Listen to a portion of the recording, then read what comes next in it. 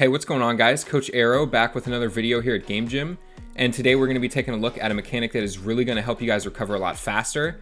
And in case you don't know what a recovery is, it's essentially getting back to top speed called supersonic speed after committing yourself to a play, which could mean going for a shot or a save, for instance. Since we will be learning a mechanic for this video, we of course want to make sure that our mechanics are warmed up and ready to go. So for our warm-up, we are going to be going into free play, and for 5 minutes, hit the ball around the pitch, generally experiment with your mechanics, and try to follow up your touches as fast as you can. This will get your mechanics warmed up by forcing you to play fast, and also keep in mind that you shouldn't worry about scoring during this, just kind of go wild and hit the ball around as fast as you can. Before we jump in, we need to ensure that we have directional air roll bounded, as we will need it for the last step of the half flip. At the main menu, navigate to Settings, go to the Controls tab, and click View/Change Bindings.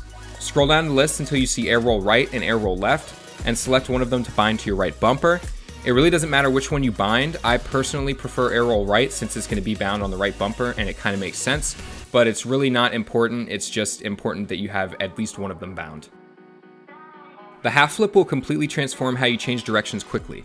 This mechanic essentially allows you to completely turn 180 degrees faster than a power slide will allow you. This is really useful in certain situations, like when the ball sails over you and you need to change directions and chase it down fast, and also when you are trying to rotate back to defense from the other team's half.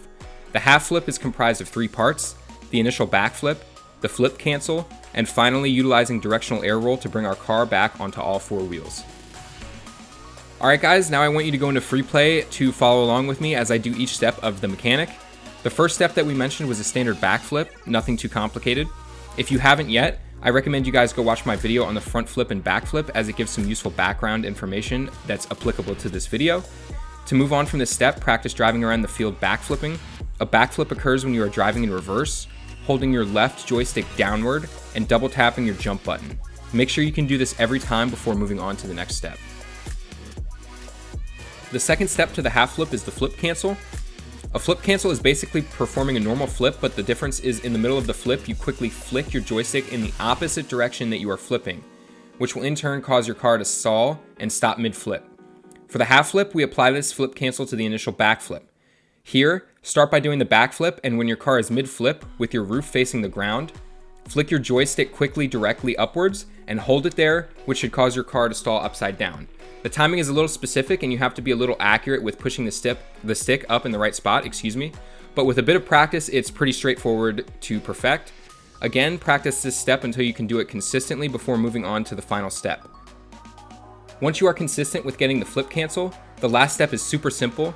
Directly following your flip cancel, you want to just simply hold down directional air roll, which you should have binded to your right bumper, and this will in turn cause your car to reorient itself on all 4 wheels facing the other direction from which you started. Keep practicing this in free play. It might take a little bit of patience, but once you complete the mechanic once successfully, you'll be able to recreate it. And then from there, it's just about getting it consistent. All right, guys, now we're going to take a look at a replay example of a half flip recovery.